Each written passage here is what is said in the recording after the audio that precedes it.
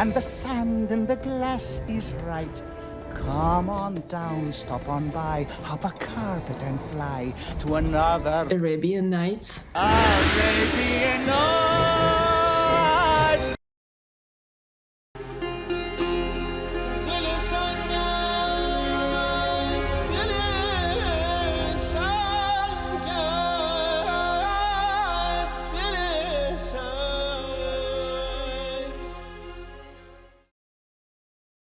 Hey guys, I'm FranklinTurtz, and I'm your internet turtle. And we are back with another Warrior's Den overview.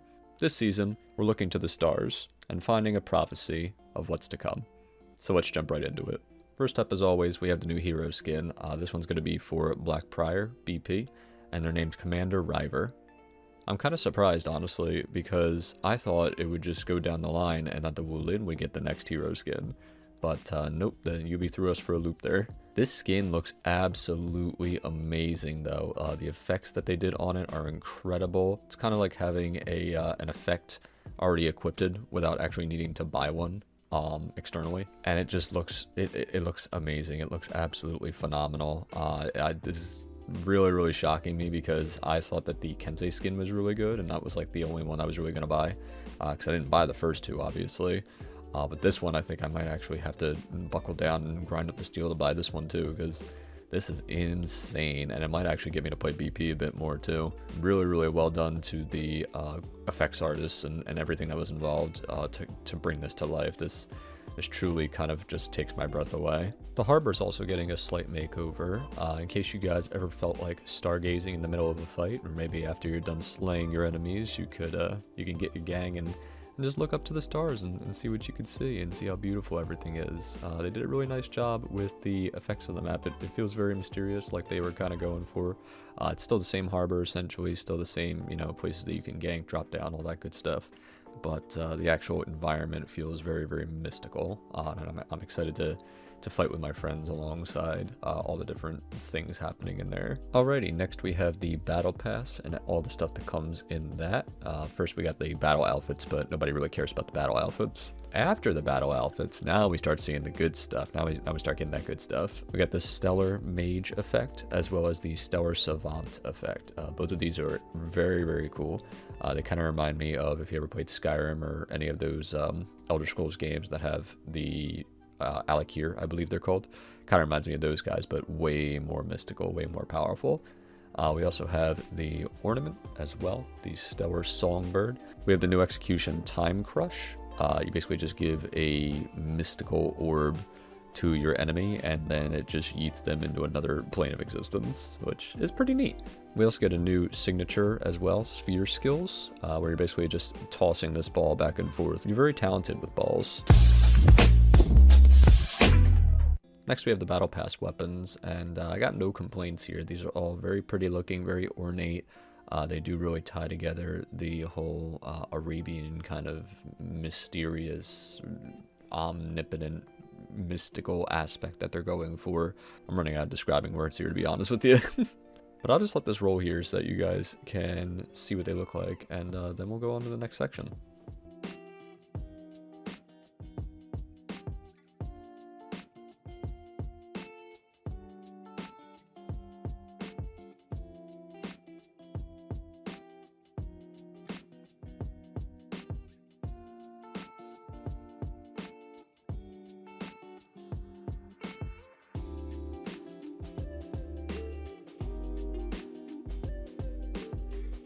And of course we have the Season Pass right afterward here. They really doubled down, whereas the Battle Pass was more about the whole Arabian mystical aspect with the designs and stuff.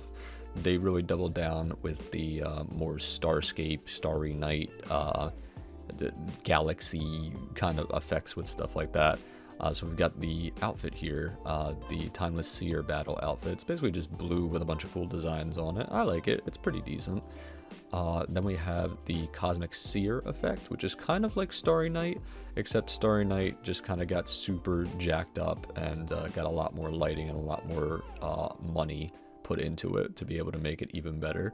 But it's really, really neat, actually. Very, very, very cool to look at for sure. We also have the Regal Seer ornament, which is a nice little, I think it's a lion. I'm not really sure. I'm not an animal expert, but it looks like a lion. So I'm definitely considering using that for my my Simba Griffin. I made a Simba Griffin way back in the day, so I'm definitely planning on putting that on for sure. And right after that, we have the Season Pass weapon showcase. Not a lot to say here. Again, whereas the previous weapons were about the other theme that they're kind of going along with this new season, this one is much more, or these weapons are much more about the galaxy aspect of things, the space and time sort of stuff. You're gonna see a lot of moons and stuff on all these different weapons, and I'll just shut up and I'll let you watch the reel.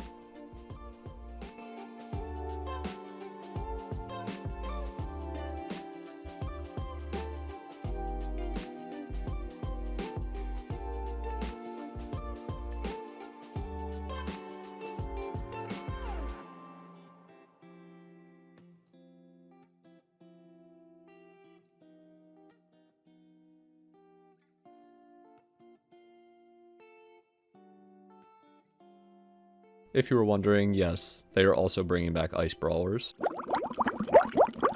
And now we get to everybody's favorite part of most of these Warriors Dens, the actual technical and like fight changes and stuff like that.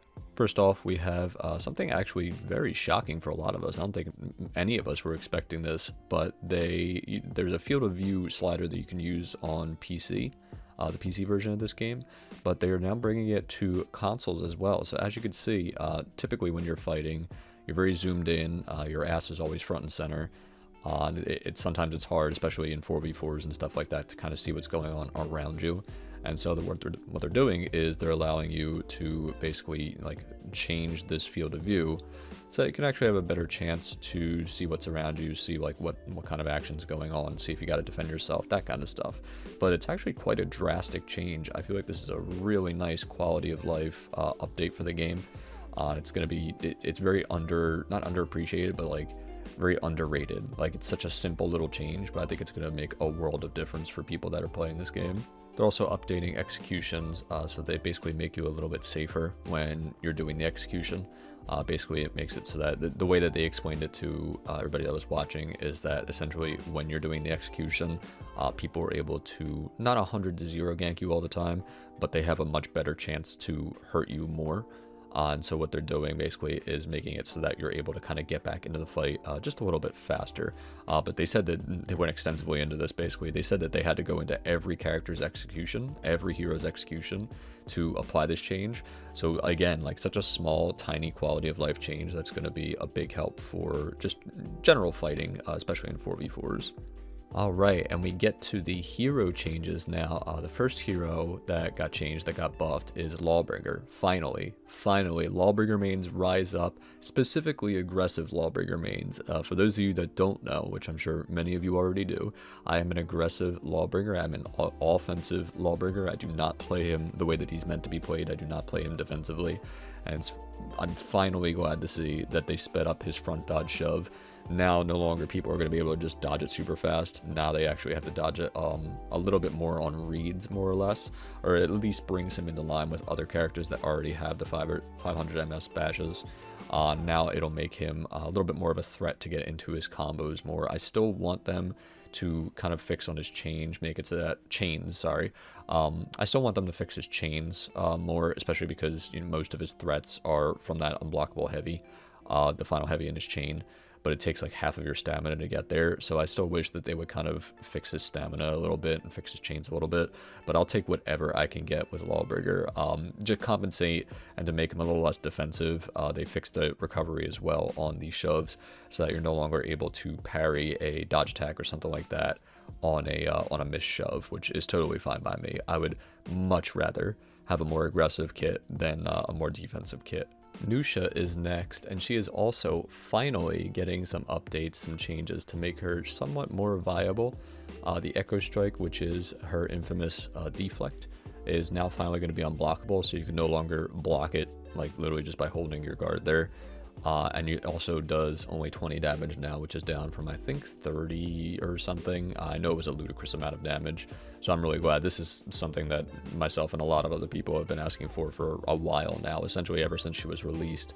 But we really wanted a unblockable deflect, just like, you know, essentially everybody else has. So that brings her more in line with other assassins for sure. But then obviously to compensate, they had to lower the damage. There was no way you were going to get that big of a damage spike on an unblockable deflect. Not the way that it used to be anyway. So, but I'm fine with that. I'd much rather have the unblockable guaranteed deflect than a super high damage deflect that won't hit like half the time. They also updated her dodge attacks, her dodge lights. Crescent Jab and Crescent Step, they are both enhanced now, so it should be a little bit easier instead of just bouncing off of people's guards to get into your actual offense. You also are able to, with the front dodge, the Crescent Jab, you can perform that at 100 milliseconds to 400 milliseconds. So now you can kind of variably time it a little bit just to kind of confuse people just a tad. And then finally, they updated her side heavy attacks so that they'd be able to catch people that dodge just a little bit better. Really hook them in, hook, line, and sinker. Following that, we have some Peacekeeper changes. They really wanted to double down on working on her dodge attacks, especially, it seems. Her sidestep strike, that's obviously, you know, her side dodge attack or side heavy, used to have a lot of recovery frames, and so people would be able to dodge early and kind of just take full advantage of you. But now it's only 400 milliseconds of recovery instead of 700, so you should be able to kind of get your guard back up, be able to kind of counter what your opponent's going to do next just a little bit better. They also updated it so that it has it on the hit and the block as well. In general, she should be able to just kind of react a bit better to things and not get taken out of her combos as easily from just throwing that one move. She also has her riposting stab. Now inflicts a medium hit reaction, which used to inflict the light reaction. This is her dodge attack that she is able to do, and she's actually able to use this to actually be a little bit better in 4v4s. She's already pretty terrible in 4v4s in all honesty. She has no range, she has no unblockables until you get them bleeding, she has no hyper armor, she doesn't have the stuff that you need to be super successful in 4v4s, but this will definitely help her, all the Peacekeeper mains especially, to help your team out and set some things up. And then we have some nerfs specifically to a few characters. The first one is Pirate. Pirate just really can't catch a break lately, I swear. But I understand why they're still trying to kind of bring her in line with other characters. She's still wickedly strong, if not the best 4v4 player or hero in the game. So what they did is they nerfed her damage a little bit and upped the revenge feed for Walk the Plank. It's still going to be useful. It's still going to be used to pin people. You just can't do this over and over again without feeding a bunch of revenge. So you got to be a little more careful when you're going in for these fights. They lowered the damage for her Cavalier Dance as well. I believe that's her forward dodge heavy, but correct me if I'm wrong. But even if it was her side dodge heavy or her forward dodge heavy, basically just stops her from using dodge attacks to initiate for free, essentially, as much as she's able to. They also changed her chain link timings for all of her attacks that lead to the pistol blast. Just move that up 100 milliseconds just to make that a little easier to deal with as well. I still think she's going to be very, very solid in 4v4s. None of this really changes how she functions integrally as a character. But 1v1, she's definitely going to suffer for sure. It's going to take a little longer to really outmix and beat up your opponents, plunder their booties. Raider specifically is also getting a bunch of nerfs as well. I think UB finally realized that he's one of the best characters in the game. They lowered his stamina just a little bit, just to bring it in line with other characters. He apparently had 130 stamina, which I did not know about, so that's interesting. They also lowered the damage basically on everything that he used to do. None of his attacks now do more than 30. The top heavy finisher especially, which is the slowest one, only does a maximum of 30. There's also various improvements to other characters. Warlord is going to be getting his hyper armor starting at 100 milliseconds on those heavy finishers, which is down from 300. Basically, that just makes him even more bulky, even more tanky, and harder to stop. And that'll be really, really fun for me, who plays a lot of Warlord, especially in Ranked, to be able to kind of contend with people just a little bit better. Centurion, all of his moves that can chain to the jab on hit or block, now also chain to the jab on miss, which is pretty big for him, because a lot of the time you would miss a move and then you just kind of stand there, and you wouldn't really be able to follow up with your offense. So now he'll be able to use the jab no matter what happens. If he throws the move and misses, if he throws the move and hits, either way he's going to be able to get into that mix-up. And they also changed the charge timing for the jab now. The minimum charge for jab is 300, which is down from 400. Essentially, it makes it a little bit faster. And then the maximum charge for jab is up to 1,000, which I believe they said should help with tracking people, because sometimes people would dodge early or like at a certain time, and you'd be able to dodge no matter how charged the jab was. If it was the small jab, if it was the big jab, you'd be able to dodge it no matter what. And so I think with this change, it makes it much harder to do that and hopefully virtually impossible. Gladiator is getting a big buff as well. They're bringing back his old animation and the ability to unbalance people that are out of stamina. I guess they figure, you know, now that you get stamina back when you're on the ground, you're getting back up to the fight, that you bring this back because you're not able to get into that horrible loop where Gladiator just constantly unbalances you. So it should be a lot healthier for sure, and it definitely will help Gladiator a lot, because right now he's not exactly in the best of spots. Kyoshin's Tengu Kaze, I don't even know if I'm saying that right, costs 12 stamina now, which originally it was 20. That's a fuck ton of stamina, and I believe this is their unblockable from the Kaze stance, I think. I don't play a lot of Kyoshin myself, per se, but I believe it's the unblockable, and that just allows it to make it more aggressive. A lot of Kyoshins are notoriously defensive, as you guys are well aware, so this change should help hopefully make it so that people will be more proactive with him and not be so reactive. Zanhu's heavy finishers are now also going to be dealing a little less damage. I think they want to make sure that it's not over 30, especially because of the easy access to them now with the soft feint into guard break that he has too.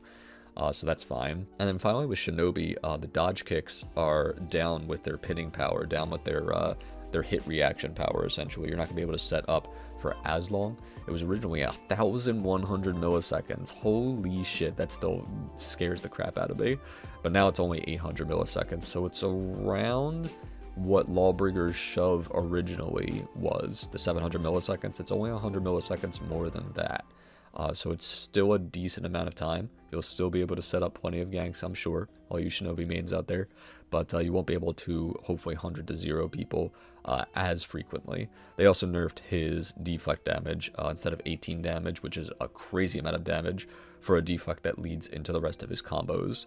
It only does 14 damage now, so it won't be as ludicrous. We also got confirmation that Valkyrie and Tiandi from their testing grounds are going to be coming to the live game. Valkyrie is basically going to be unchanged as far as I'm aware, but Tiandi did get some changes due to the testing grounds. After all, the testing grounds are what they say they are. They're for testing things, and the community spoke about Tiandi. I think in general, like, so you see here, they reverted the dragon dodge changes. It was a lot faster in the testing grounds. They changed it back to the slower one.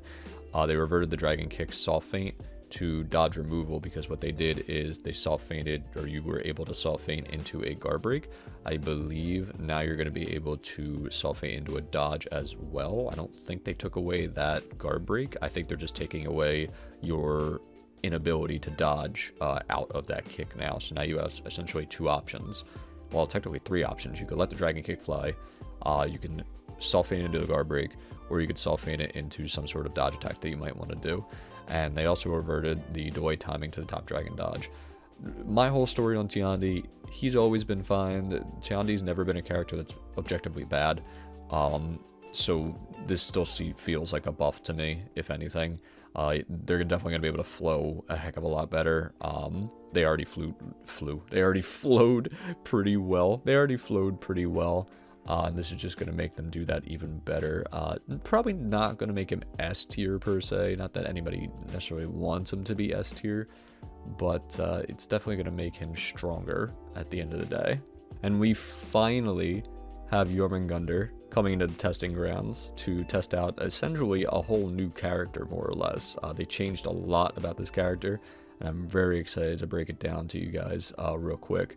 But it's starting from December 22nd to December 29th, so it's going to be this whole patch in general. I feel like is a big Christmas gift to us for Honor players, but this especially people that play Jormungandr or want to play Jormungandr and just couldn't because he was so bad. This is going to be a big Christmas gift for everyone that is involved. The first thing to point out is that before you see all the different changes and reworks that they did for Jormungandr for these testing grounds, they moved away completely from being a stamina bully. The character is still a bully, which you will see soon enough with the kit that they have if you haven't already from other videos or the actual live stream, the actual Warriors Den. They kept the bully aspect, but they took away the stamina aspect of it. They're bullying in a different way now.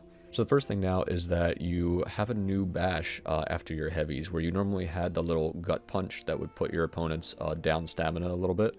Now you have a completely different move that essentially just cracks their shin in two and automatically unbalances them, which can lead right into the normal hammer slam. The normal hammer slam as well is unblockable, as you can see. I don't notice any hyper armor. I'm going to replay it real quick actually while I'm editing. Yeah, I don't notice any hyper armor on it. Hopefully that's just a bug in the actual video that he did here. But I really hope that they don't remove the hyper armor on that, because I think it's going to kind of defeat the purpose. Maybe in 1v1s it'll be really good, yeah. But 4v4s, it's going to be terrible to try to do that, because people are going to be knocking you out of that all the time just with like a simple little light or dodge attack. So hopefully that's just a little visual glitch or something that's not working. But Jorm still does have that hammer slam. They did not remove that from their kit, which I'm very, very happy to see. They reworked the character from the ground up, but they were able to kind of retain what made the character brilliant in the first place. That animation was not going anywhere. Also, going back to this bash after the heavy, you're also able to feint it, so it allows for some extra pressure as well. So you'll be able to kind of mix people up, kind of like a lot of other mid-chain bashes are. For example, Shaolin, Centurion, a lot of characters that have those types of bashes are able to get more viable, sustained offense on people. And so Jormungandr ends up, or at least in the testing grounds, Jormungandr is going to be trying that out as well. It looks really, really neat though, and I feel like it's going to be able to mess people up a lot, actually. Another small but powerful change, honestly, that I noticed when I was rewatching this a few times is that Jormungandr's knockback is, it seems to be pretty increased with the unblockable heavies. We're showcasing, obviously, like, so the side heavy will still knock them back. They also updated the top heavy. The top heavy didn't used to knock people back for wall splats. Now it does, but that knocks back further as well. The whole idea behind this kind of change is that since they moved away from Jormungandr being the premier stamina bully as their gimmick, they replaced the gimmick with kind of moving characters around, moving people around the battlefield. And I think that's really interesting, because I don't think anybody else other than maybe Shinobi with their long-range guard break technically had the ability to move people around in that same way. You have out-of-lock dash attacks like Lawbringer and Griffin that are able to kind of displace people. But this is something like within your own kit while you're like one-on-one fighting people, locking on to people.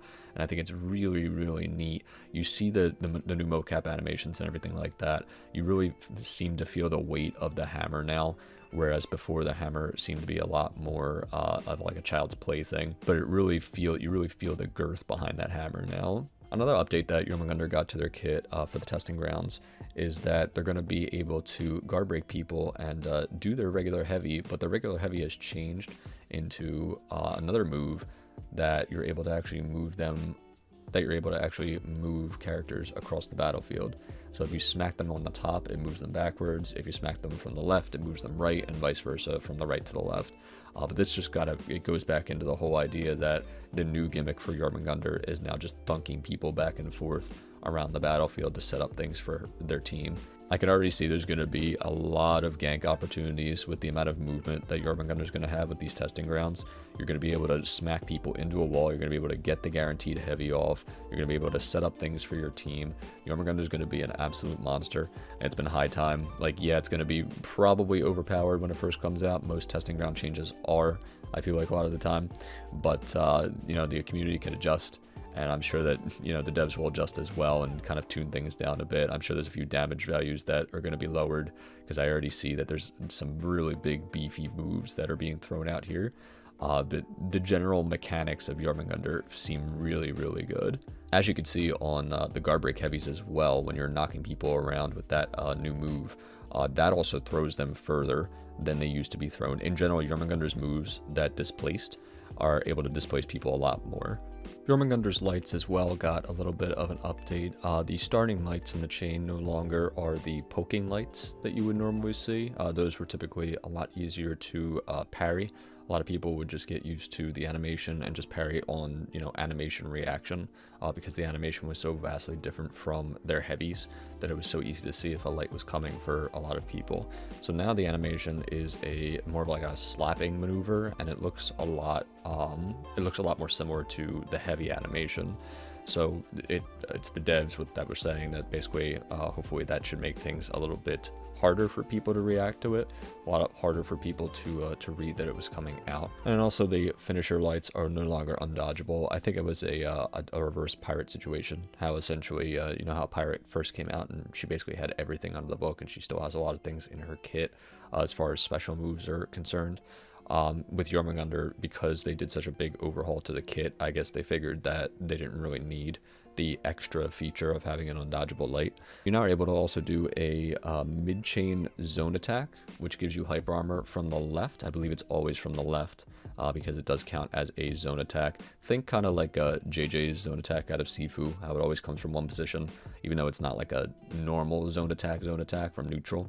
It's kind of similar to that, except it's during the chain.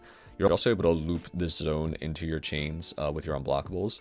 So if your opponent isn't careful, they can literally just get destroyed by this hammer moving back and forth from left to right, up and down, sideways, frontwards, backwards. It's gonna be nutty.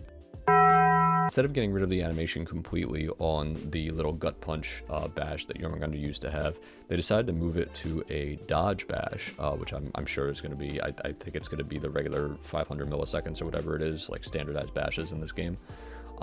That's just another way for Jormungandr to open up and go into their chains. And then that'll be nice, because a lot of times with the neutral bash, people would just dodge it easily, and people would just back dodge a lot. At least with this bash, you'll be able to kind of close the gap a little bit more. The bash also guarantees a light afterwards, so that'll be nice to continue your pressure. That way you're not just bashing and kind of standing there. A lot of times with Jormungandr, well, old Jormungandr, I guess, you would do your bash in the chain, and then that's it. You just kind of stare at each other. So this will allow the Jormungandr to continue to ramp up the pressure on their opponents. Jorm's front dodge attack is also just a little bit faster, and I believe the hyper armor comes out a little bit faster as well. Nothing fancy here, it's just a little quality of life update, just speeding it up a little bit, because it was borderline useless beforehand, so now hopefully it'll get a little bit more use. They also updated Jormungandr's knee after the guard break. If you don't want to go into your heavies, what you can do is you can do your knee move, and now instead of stamina damage, again, we're moving away from all the stamina damage stuff, it does a direct 10 damage, which is honestly a lot when you think about it. Not a lot of bashes really do that and or guarantee that kind of stuff.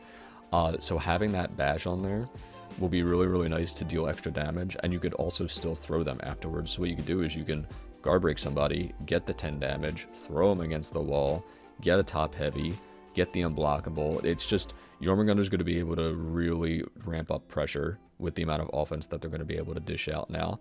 Your opponents, especially in 4v4s, are going to be shitting their pants. They're going to be pissing their pants. They're going to have to get a whole new pair of pants for Christmas. That's for sure.